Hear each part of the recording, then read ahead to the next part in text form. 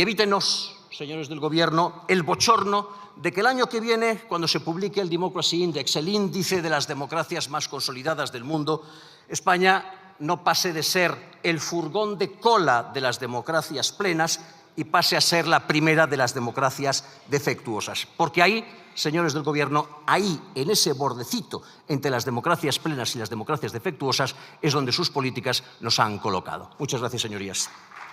La corrupción merma la fe en la vigencia del Estado de Derecho cuando campa a sus anchas o no hay una respuesta política acorde a la entidad del daño que se ocasiona.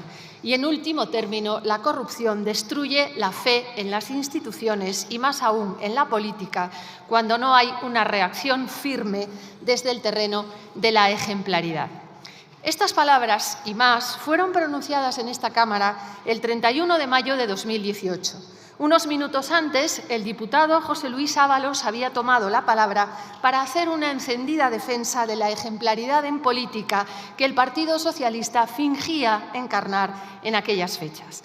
Quien las pronunciaba era el que en aquel momento era el candidato a la presidencia del Gobierno, candidato en una moción de censura que se basó con gran convicción en el rechazo a la corrupción en el seno de la vida política y que prosperó con la promesa de un supuesto comportamiento ejemplar.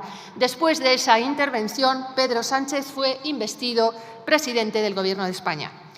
Pues bien, pasados unos años y nuevamente en este hemiciclo, nos preguntamos qué había realmente detrás de aquellas promesas de virtud y de ejemplaridad. No había nada. ¿De qué comportamiento honesto podía estar hablando el líder del Partido Socialista? ¿De qué ejemplaridad puede jactarse una persona sobre la que recaen fundadas sospechas de haber plagiado su tesis doctoral? ¿Qué ejemplaridad puede esgrimir quien en 2016, en el Comité Federal de su partido, escondió una urna detrás de una cortina para forzar una votación fraudulenta que le permitiese continuar al frente de la Secretaría General de su partido? Poco tiempo después de este bochornoso episodio, el de la urna, nuestros dos protagonistas recorrían España en un Peugeot buscando avales para devolver a Pedro Sánchez a la cúspide del PSOE.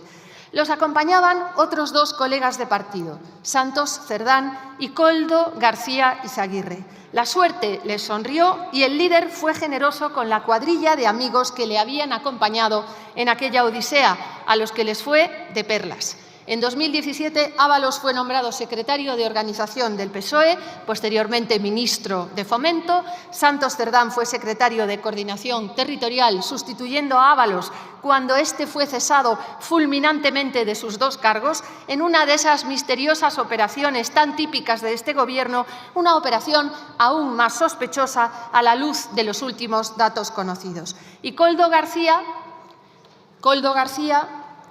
pasó a ser el hombre para todo de Ábalos.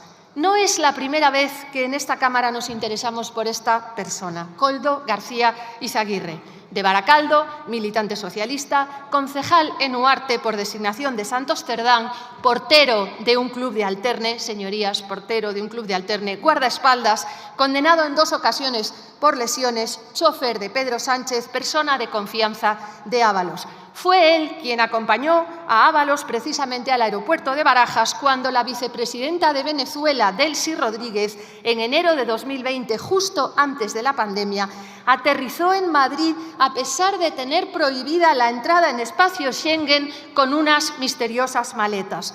Otro esperpéntico caso sin resolver, uno de los muchos que llevamos viviendo con estupor e incredulidad con este Gobierno al cargo, esto del cargo es solo un decir, del país. Como esperpéntico es también que este señor Koldo ingresase mensualmente más que el propio presidente del Gobierno entre su salario de hombre orquesta y la pensión de incapacidad total que también cobraba. Señorías, el 14 de marzo del 2020, recién declarado el estado de alarma, en España había un mando único administrativo compuesto de Pedro Sánchez y 4 ministros, Margarita Robles, Fernando Grande Marlaska, José Luis Ábalos y Salvador Illa. El Congreso y el Senado habían cesado su actividad por decisión de sus presidentes. En unos meses de shock, de dolor, de enorme preocupación para los españoles, que veíamos cómo por primera vez en nuestras vidas el Gobierno nos encerraba en casa a causa de un peligroso virus de origen desconocido que causaba una enorme mortalidad, se relajaron los requisitos para la contratación pública y para la consecución de esas mascarillas que solo se fabricaban en China. Ni transparencia ni mecanismos de control. El entorno ideal para que aquellos que no tienen principios, ni decoro, ni honestidad, se apresuraran a extender sus tentáculos movidos por su único afán, la codicia. El 20 de marzo, el entonces ministro Ábalos firmó por delegación del presidente del Gobierno una orden ministerial para comprar mascarillas mediante adjudicación directa y con trámite de emergencia, es decir, otorgando los contratos a dedo, como decimos habitualmente, a una empresa de amigos o de amiguetes. Soluciones de gestión y apoyo a las empresas a la que se adjudicaron varios contratos, el primero en menos de 24 horas, a pesar de que no contaba con ninguna experiencia en gestión de material sanitario ni tampoco operaba hasta ese momento en China.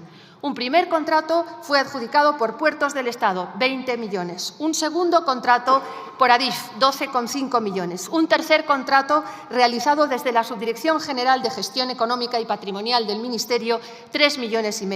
También su ministerio, señor Marlaska, firma con la misma empresa por 4,6 millones de euros a través de la Secretaría de Estado de Seguridad. Pero Soluciones de Gestión extiende también sus contactos a dos comunidades autónomas, gobernadas casualmente o no por el PSOE, Canarias y Baleares. En una, 4 contratos por 12,3 millones, en la otra por 3,7 millones. En ambos casos, el importe se abona con fondos europeos. Ayer por la tarde supimos de un nuevo contrato en Canarias por 23 millones. La Fiscalía Europea investigará si hubo un mal uso de fondos FEDER para el abono de estas cuantías. En total, 13 contratos por un importe de 53,13 millones, una cantidad que no para de crecer hora tras hora a medida que se van conociendo más detalles de todo este entramado destapado por la Audiencia Nacional y la Fiscalía Anticorrupción, que está investigando al señor Koldo García y otras personas de su familia, cuyo enriquecimiento en estos años pasados podría tener que ver con el cobro de comisiones ilegales en los contratos obtenidos por esta empresa con gobiernos socialistas a un precio muy superior al de mercado. Los 20 detenidos, además, habrían estafado a las administraciones públicas, también proporcionando material defectuoso o no ajustado a lo convenido en los contratos, razón por la cual se presentaron denuncias. Es decir, mientras las familias españolas lloraban a sus fallecidos, de los que no se podían despedir por el confinamiento, o luchaban contra el virus en sus propias personas, unos cuantos del entorno del ministro Ábalos y del Gobierno aprovechaban el caos para llevarse la pasta, entre otros la pasta de su ministerio, señor Marlaska, una nueva condecoración que puede lucir usted ya en su larga lista de reprobables actuaciones como miembro de este Gobierno.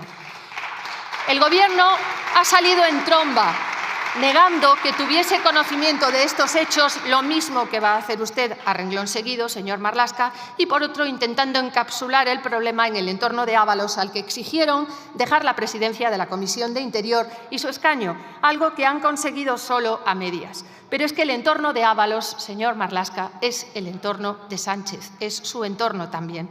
Muchas gracias por ver el vídeo. No te olvides de suscribirte, darle me gusta y activar la campanita. Nos vemos en el siguiente.